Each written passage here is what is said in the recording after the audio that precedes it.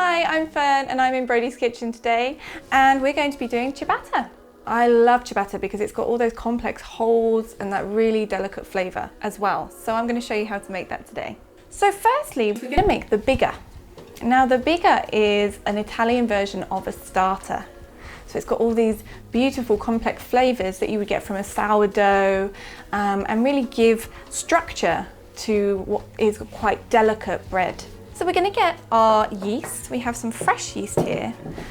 I like using fresh yeast. It gives me more confidence in the finished product. But if you can't find fresh yeast, it is a little difficult to find. You can also use some packet dried yeast as well. Usually use double the fresh yeast to the dry yeast. So just remember that, or we'll be exploding everywhere. So we have some lukewarm water here. You don't want to get the water too hot, but you do want to help the yeast on its way, on its little journey. So we're going to put the lukewarm water in the yeast. We have 3.5 grams of yeast there, and we have 60 ml of warm water. When you're using fresh yeast, it's okay to not use sugar, but when you're using dry yeast, I like to break it up a little bit, just with a pinch of sugar. So then what we do is once it's nice and incorporated, you see no lumps and bumps in there, we are going to leave that for 10 minutes. We need to leave it for 10 minutes so it has time to do its thing, bubble, and also so that we can see that the yeast hasn't died. There's nothing more disheartening than when you make some bread and you've waited all that time, hours and hours, and then suddenly no rise, no rise and a light flat biscuit. So we really need to make sure that that yeast is working properly. So when you have your yeast mixture that you've let sit for 10 minutes, you're going to pour into your other water. Make sure any of your yeast that sits in the bottom like that, you get straight in there as well. Don't want to be wasting a thing. So in that goes. Make sure that's all together. And then we're going to pour into our flour. Now for your Biga, because this is the structure of the bread, so we need it to be strong. So I like to use strong bread flour for this. But some recipes do say that you can use all-purpose. This is just my personal preference. That's all what it is about cooking, isn't it? Personal preferences. So we're going to get this in here, like so. And then I'm going to take a spoon and just mix it together. This is when you can feel like a real baker. And we're going to mix this all together. Because it has so much time to prove, we don't need to knead it as such. We just want to get it into one lovely big lump, like so. So once you have your lovely, nice big lump, like so, we're going to oil a bowl. Make sure it's a bowl that you can put in the fridge or the freezer because you're going to have to store it there for a while. And you're going to get your hand and just rub it around the bowl like so. And make sure that bowl is fully coated, like this. Once your bowl's fully coated, you're going to take your beautiful little Biga. You can name him if you want, he'll stay with you for a little while. And pop him in our bowl. Usually for luck, I give it a little turn. This makes sure that there's no skin on the top forming, and also that every side of your Biga is oiled so it doesn't stick when you want to get it out. And then all you do with this is you put it in the fridge for around 12 to 24 hours. And then we get to make bread. And miraculously, it's 12 hours later. So let's have a look at one I made earlier. So here it is in all its glory. As you can see, it's completely different to the one that we just made. And that's because it's had time and it smells. I wish there was some way you could smell this. It smells fantastic, really nice and yeasty fermenting. So we can already see that our bread's going to have a good structure. So now we just need to make ciabatta with it. When you're making this, you can make it double and keep some in the fridge or freezer. And then when you want to use it, just bring it out. A lot of Italian bakers use their bread from the day before, take some and use it the next day. Unless you're making bread every day, that makes that a little bit difficult, but you can always keep some on standby. So like I said before, Italian breads have a really delicate flour that they use. They can use a fine bread flour, they can even use 00 flour. So we're using a really fine flour today. It's super soft and really, really delicate, but that also means we need the structure, hence the Biga. So when we are making our ciabatta, we have our flour here, and we're going to add to it some yeast and water, a little bit of milk, and some oil and salt. The first thing we're going to do is we're going to make the yeast again. Same rules apply. If you have fresh yeast, double the recipe. So this is 7 grams. And if you have dried yeast, then half it. And so then you're looking at 3 or 4. And you're going to add a tiny little touch of sugar just to separate it. We have here 90 ml of warm water. So we're going to get that in again. When you have fresh yeast, I find that it works much quicker. This is why I like it. I'm not a patient woman. But dried yeast also does work just as well. So don't worry if you can't get fresh yeast. It's also really fun to play with. It feels fantastic. We're going to add this to our rest of our water. So you have your nice yeasty mixture, which is very hard for me to say. And we're going to mix this all together now. So we have our delicate Italian flour. Use bread flour, you can use all-purpose flour, you can use double O flour. And we have our Biga. So we're going to get our Biga straight in there. The recipe for the Biga is for this set, so we use all of it. Then what we're going to do is we're going to get in our yeast mixture. And don't forget Italian breads, that beautiful crust. We've got to get some olive oil in there as well. And then the final thing we're going to do is put our salt in. But I want to just mix it a little bit before we do, because the salt and the yeast can react and the salt can kill the yeast. So we're going to start mixing. If you have a KitchenAid, you can use that, definitely, save you a lot of work.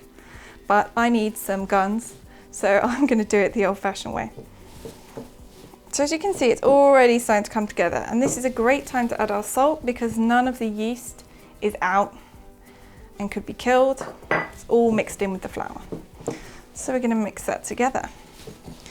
And you're going to keep mixing until it forms a nice dough. Now don't worry too much about keeping it in your bowl.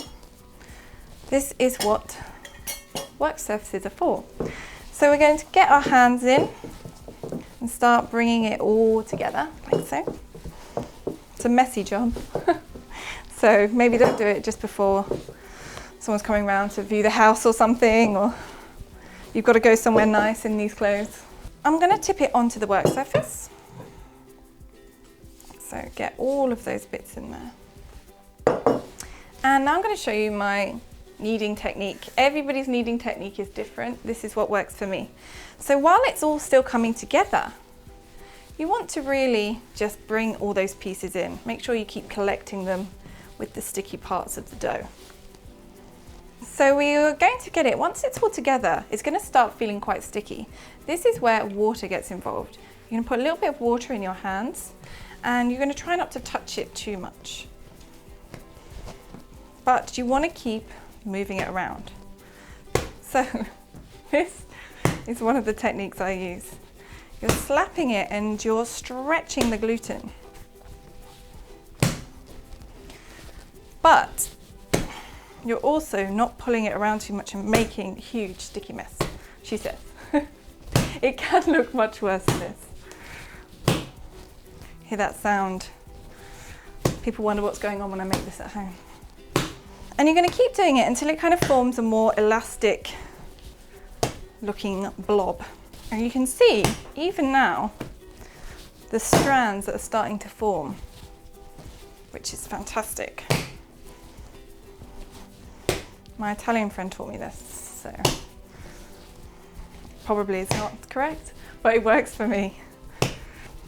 So, as you can see, it's coming kind of together, and we're going to leave it for a little minute to relax, and then we're going to start again.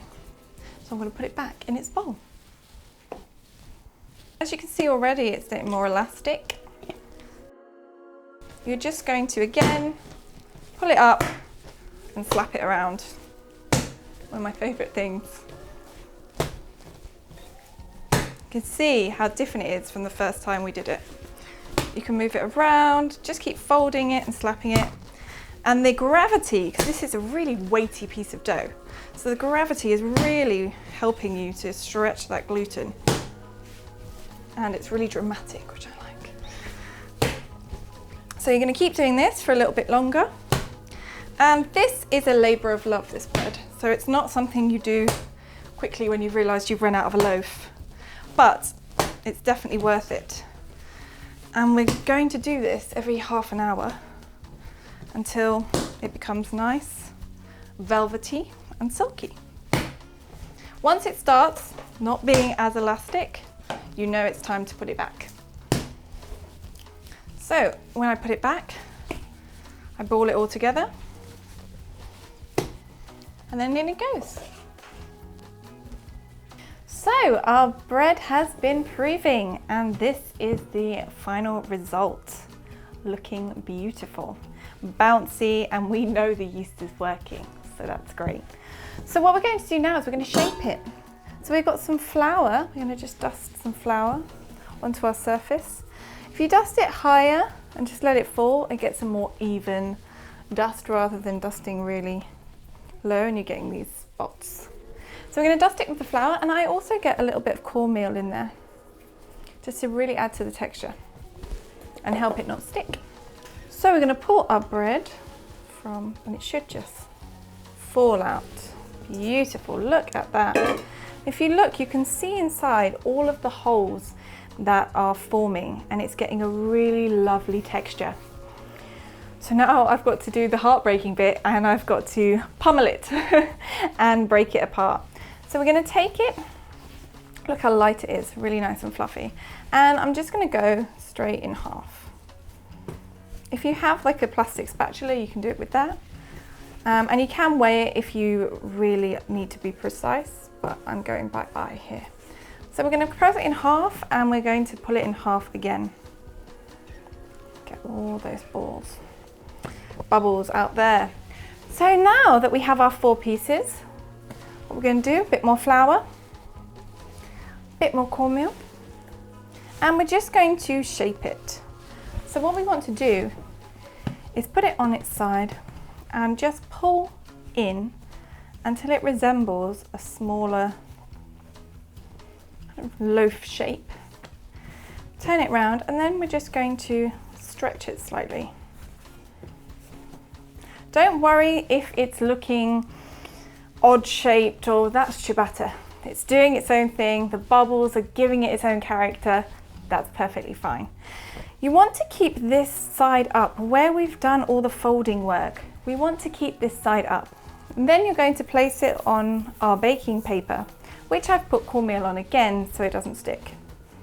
So on it goes, like so. You can have longer and thinner, or you can have smaller and shorter. It's up to you. It's your bread. Make it your own. So we're going to stretch it again, pull it in, so make sure it's nice and tucked, and this is our seam. We call this our seam because it looks like it's seamed together. And then pull it. Make sure you've got all of that corn flour and flour on top onto the baking paper. So we're going to do this with the 4 of them. Don't worry about pulling the air out. I know it feels really alien, but don't worry about it. It's going to come back. By a couple of times after doing this, you're going to be a pro. It's going to be second nature to you, this seam. Okay, so we have our breads. Make sure they're nicely floured. And we're going to then do the thing that seems the most alien. So you get your fingers and you just start going for it. If you feel that they're taking up too much space, just move them around, because you don't really want them touching each other, and go for it. What this does is it allows the bread to then build back up, and they will build back up. So now we've got to leave them for their final resting stage, another 30 minutes to an hour. And in this time, they're going to grow and puff up, and then they're ready to go in the oven. So don't forget to put your oven on while you're waiting for this at 180 degrees. So now our ciabatta is risen. It is doubled in size. It's looking beautiful. We are going to put it on our pizza stone. This is our pizza stone, and you might have noticed that I had it in the oven warming up. So we get it really nice and hot.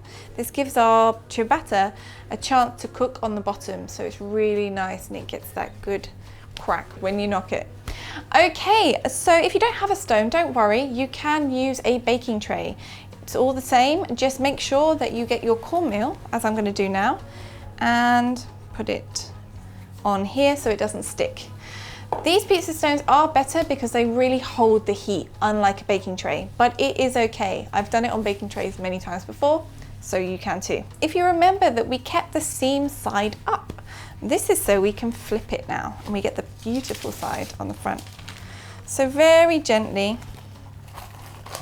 we're just gonna roll it, okay, so that you get this side up. Try not to move it around too much because all those air bubbles we've been working on have formed, like so. If you need to move them slightly, just to make sure they're on, that's fine. And they feel so light and delicate, like little pillows. And I'm dusting with some flour. You know that ciabatta floury texture that it's famous for. And there you have it. There's your ciabatta ready to go in the oven. So your oven's been preheating, your pizza stone's been preheated. So now you've got to get it in the oven.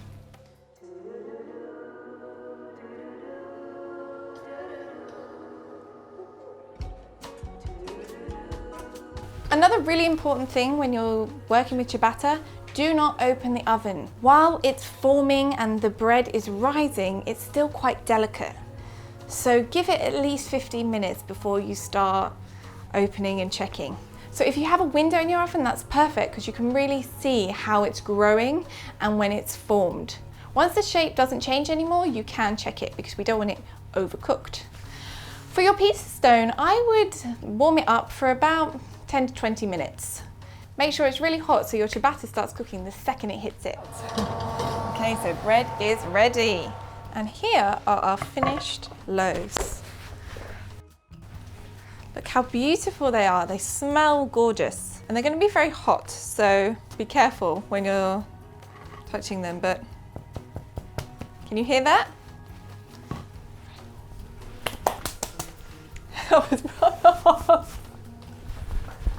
Okay, so we've made our beautiful bread. And as you can see, it's light and sounds really nice and hollow.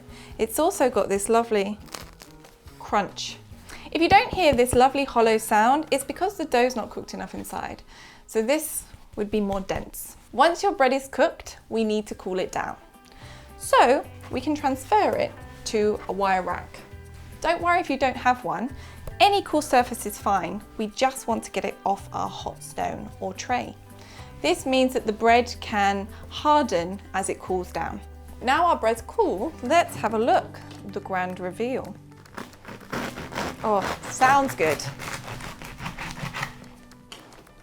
So can you see we've got these beautiful pocket holes here. So as you can see, you've got these lovely holes coming through. And the longer you leave it, the more holes you get. So you can experiment. If you think you didn't leave it long enough this time, don't worry, leave it longer next time. It's your bread, you made this, you should be very proud of yourself. And if you don't get it quite 100%, don't worry. You did it, you made bread. So now you can learn to perfect it. And it's gonna taste good either way. I hope you enjoyed making this bread. Please let me know in the comments below what you thought and how yours went. If you enjoyed this video and you want to watch others, like, subscribe, and if you want to support us, go over to Patreon where we have lots of extra goodies. See you next time.